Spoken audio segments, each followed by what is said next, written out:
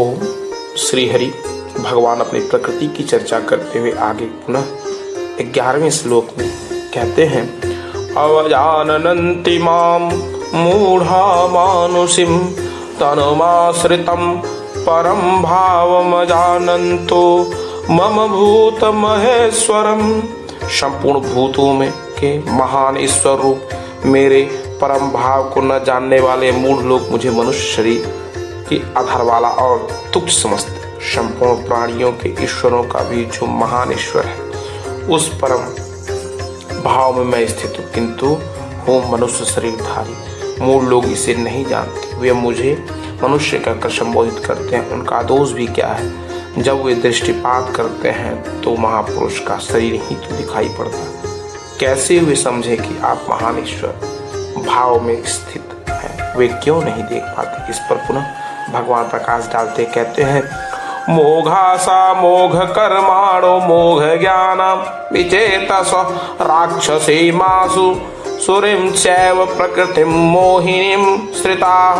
वे वृथा आशा जो कभी पूर्ण न हो, ऐसी आशा, वृथा कर्म, बंधनकारी कर्म, वृथा ज्ञान जो अज्ञान है, विचेत विशेष रूप से अचेत हुए राक्षसों और असुरों के से मोहित होने वाले स्वभाव धारण किए होते, अर्थात आसुरी स्वभाव वाले होते। इसलिए मनुष्य समझते हैं असुर और राक्षस मन का एक स्वभाव है, न कि कोई जात या कोई योनि है।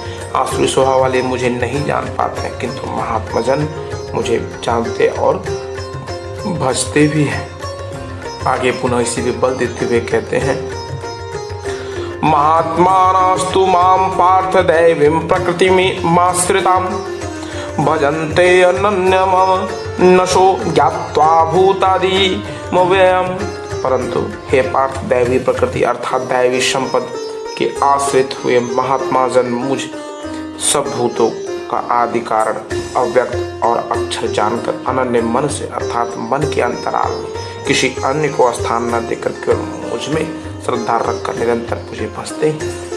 किस प्रकार भजते हैं? इस पर पुनः बल देते हुए भगवान कहते हैं, संतत कीर्तयन्ते माम यतन्त ईश्वर च दृढ़व्रताः नमस्तस्यै च माम भक्त्या नित्ययुक्ता उपासते। वे निरंतर चिंतन के व्रत में अचल रहते हुए मेरे नाम और गुणों का चिंतन करते हैं, प्राप्ति के यत्न करते हैं और मुझे बारंबार नमस्कार करते हुए सदैव मुझसे संयुक्त होकर अनन्य भक्ति से मुझे उपासते हैं, अविरल लगे रहते हैं। और कौन सी उपासना करते हैं, कैसे है, कैसा है यह कीर्तिगान कोई दूसरी उपासना नहीं वरन वही यज्ञ है, से विस्तार से बताया आए हैं। जय जय श्री।